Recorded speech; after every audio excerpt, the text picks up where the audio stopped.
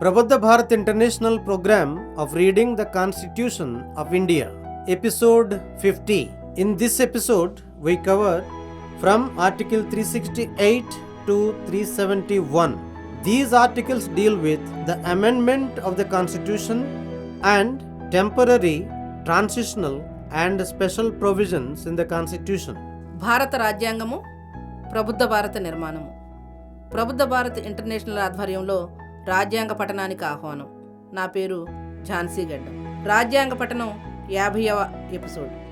ఈ ఎపిసోడ్లో భారత రాజ్యాంగము 20-21 భాగాల్లోని అధికరణ 368 నుండి అధికరణ 371 వరకు చదువుకుందాం. ఇవి రాజ్యాంగ సవరణ, తాత్కాలిక, పరివర్తనకాలిక మరియు ప్రత్యేక నిబంధనలకు సంబంధించిన అధికరణలు. Part 20. Amendment of the Constitution. Article 368. Power of Parliament to amend the Constitution and the procedure therefore. Clause 1. Notwithstanding anything in this Constitution, Parliament may, in exercise of its constituent power, amend by way of addition, variation, or repeal any provision of this Constitution in accordance with the procedure laid down in this article. Clause 2. An amendment of this Constitution may be initiated only by the introduction of a bill for the purpose in either House of Parliament, and when the bill is passed in each House by a majority of the total membership of that House and by a majority of not less than 2/3 of the members of the House present and voting, it shall be presented to the President, who shall give his assent to the bill, and thereupon the Constitution shall stand amended in accordance with the terms of the bill, provided that if such amendment seeks to make any change in subclause A, Article 54, Article 55, Article 73, Article 162, Article 241 or Article 279A, or subclause B, Chapter 4 of Part 5, Chapter 5 of Part 6 or Chapter 1 of Part 11, or subclause C, any of the lists in the 7th schedule, or subclause D, the representation of states in Parliament, or subclause E, the provisions of this article, the amendment shall also require to be ratified by the legislatures of not less than half of the states by resolutions to that effect passed by those legislatures before the bill making provisions for such amendment is presented to the President for assent. Clause 3. Nothing in Article 13 shall apply to any amendment made under this article. Clause 4. No amendment of this Constitution, including the provisions of Part 3, made or purporting to have been made under this article, whether before or after the commencement of Section 55 of the Constitution 42nd Amendment Act 1976, shall be called in question in any court on any ground. Clause 5. For the removal of doubts, it is hereby declared that there shall be no limitation whatsoever on the constituent power of the Parliament to amend by way of addition, variation or repeal the provisions of this Constitution under this article. 20వ భాగము రాజ్యాంగ సవరణ. అధికరణ 368. రాజ్యాంగమును సవరించుటకు parliament అధికారము, ఆ కార్య ప్రక్రియ. Clause 1. ఈ రాజ్యాంగంలో దేనితోనూ నిమిత్తం లేకుండా పార్లమెంటు తనలో నిక్షిప్త అధికారమును వినియోగించుకొని ఈ అధికరణలో పేర్కొనిన నిర్వహణ ప్రక్రియను అనుసరించి ఈ రాజ్యాంగంలోని ఏ నిబంధననైనను చేర్పులు, మార్పుల ద్వారా లేదా రద్దు చేయట ద్వారా సవరించవచ్చును. క్లాజ్ 2. ఈ రాజ్యాంగమును సవరించు ప్రయోజనము నిమిత్తము ఒక బిల్లును పార్లమెంటు ఉభయ సభలలోని ఏ సభలోనైనను ప్రవేశపెట్టుట ద్వారా ప్రారంభించవచ్చును. ప్రతి సభలోనూ అందలి మొత్తము సభ్యుల సంఖ్యలో మెజారిటీ సభ్యులచే మరియు హాజరై ఓటు వేయు సభ్యులలో 3/2 తక్కువ కాని మెజారిటీ సభ్యులచే అనుకూలంగా ఓటు వేయబడుట ద్వారా ఆ బిల్లు ఆమోదించినప్పుడు అది దేశాధ్యక్షుని ఆమోదం కోసం సమర్పించబడుతుంది. వారు దానికి ఆమోదం ఇస్తారు. అటు పిమ్మట బిల్లులోని నిబంధనలను అనుసరించి రాజ్యాంగము సవరించబడి ఉంటుంది. అయితే అట్టి సవరణ రాజ్యాంగంలోని sub clause A.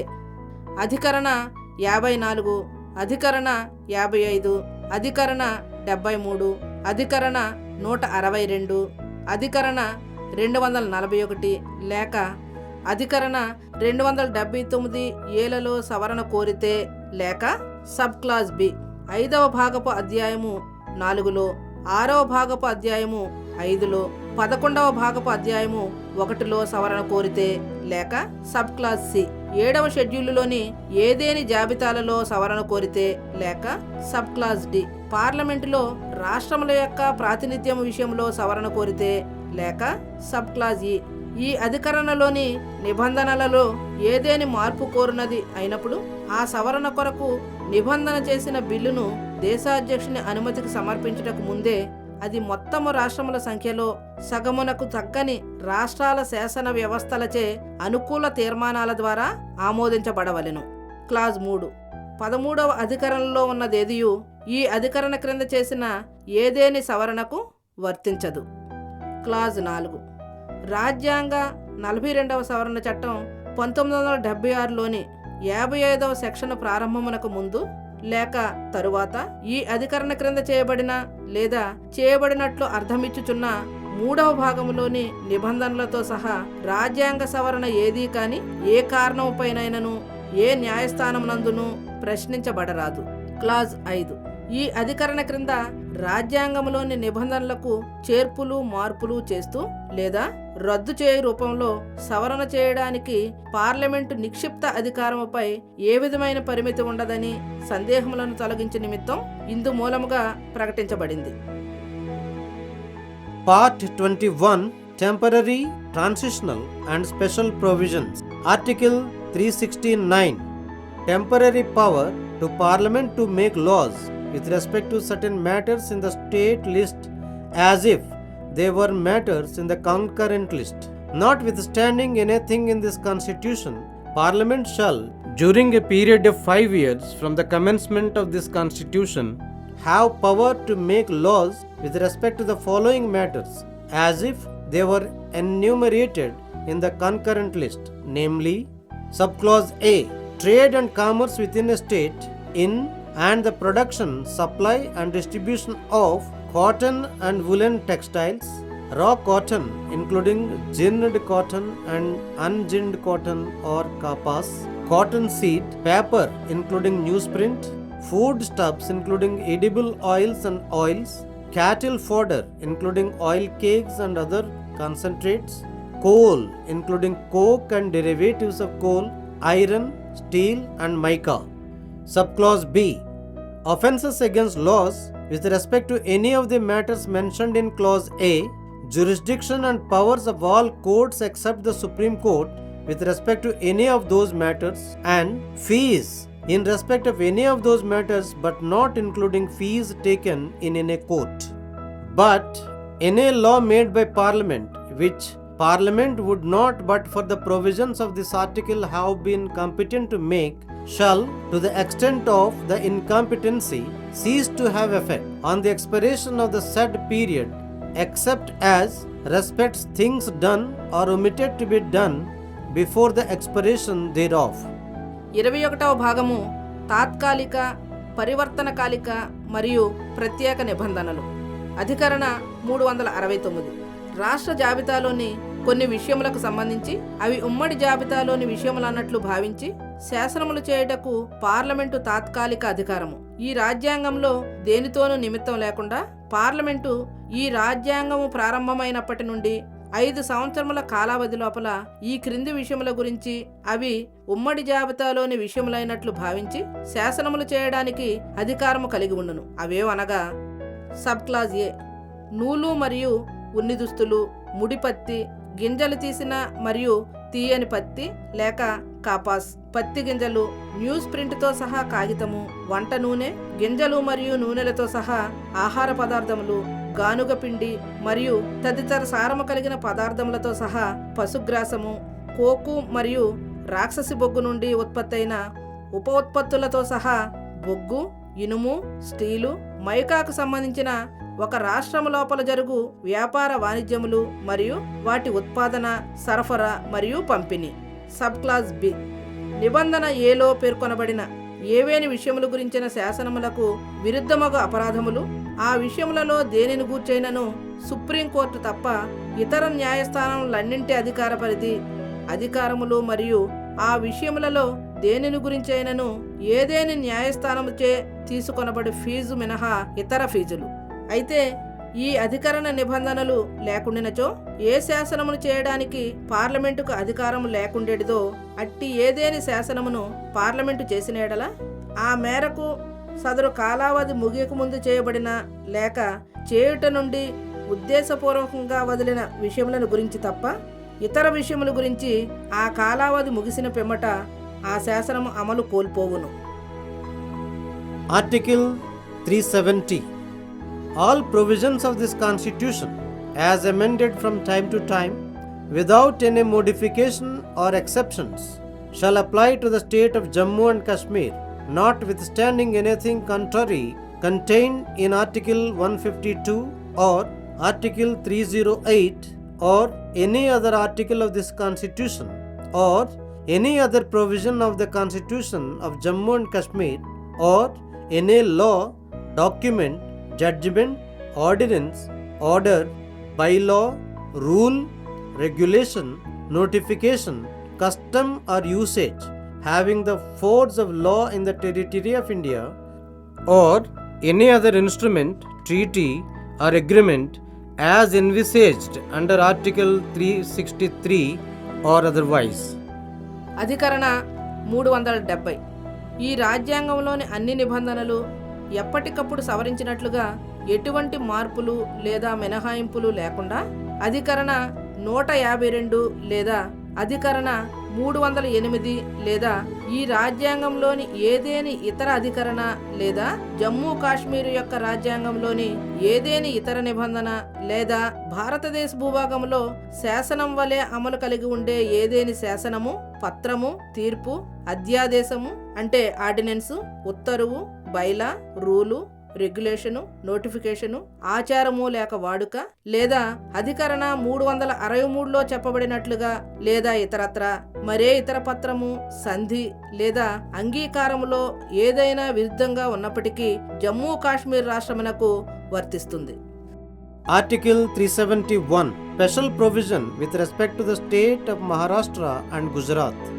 Clause 1 was omitted by Constitution 32nd Amendment Act 1973. Clause 2. Notwithstanding anything in this Constitution, the President may by order made with respect to the state of Maharashtra or Gujarat provide for any special responsibility of the governor for subclause A. The establishment of separate development boards for Vidarbha, Marathwada and the rest of Maharashtra or as the case may be, Saurashtra, Kutch and the rest of Gujarat with the provision that a report on the working of each of these boards will be placed each year before the State Legislative Assembly. Subclause B. The equitable allocation of funds for the developmental expenditure over the said areas subject to the requirements of the state as a whole. And subclause C. An equitable arrangement providing adequate facilities for technical education and vocational training and adequate opportunities for employment in the services under the control of the state government in respect of all the said areas subject to the requirements of the state as a whole. With this, episode 50 completes. అధికరణ 371. మహారాష్ట్ర, గుజరాత్ రాష్ట్రములకు సంబంధించి ప్రత్యేక నిబంధన. Clause 1. నిబంధన 1 రాజ్యాంగ 32వ సవరణ చట్టం 1973 ద్వారా తొలగించబడింది. క్లాజ్ 2. ఈ రాజ్యాంగంలో దేనితోనూ నిమిత్తం లేకుండా దేశాధ్యక్షులు మహారాష్ట్ర లేక గుజరాత్ రాష్ట్రాల విషయంలో ఉత్తర్వు చేసి తద్వారా ఈ క్రింది వాటి కొరకు గవర్నర్కు గల ప్రత్యేక బాధ్యతలను గురించి నిబంధించవచ్చును. సబ్ క్లాజ్ ఏ.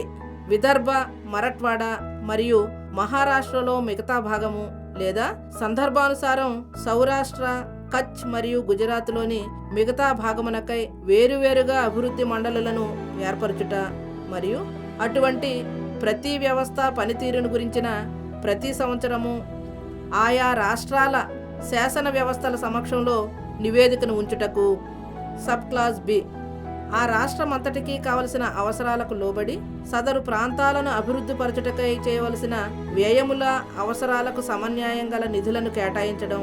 మరియు సబ్ క్లాజ్ సి ఆ రాష్ట్రమంతటకు గల అవసరాలకు లోబడి సదరు ప్రాంతములన్నింటిలో సాంకేతిక విద్య మరియు వృత్తి నైపుణ్య శిక్షణకై చాలినన్ని సౌకర్యములను సమకూర్చుటకు మరియు రాష్ట్ర ప్రభుత్వ సర్వీసుల్లోనూ ఉద్యోగములలో చాలినన్ని అవకాశములను సమకూర్చుటకు సమన్యాయం జరుగు ఏర్పాటు చేయడం.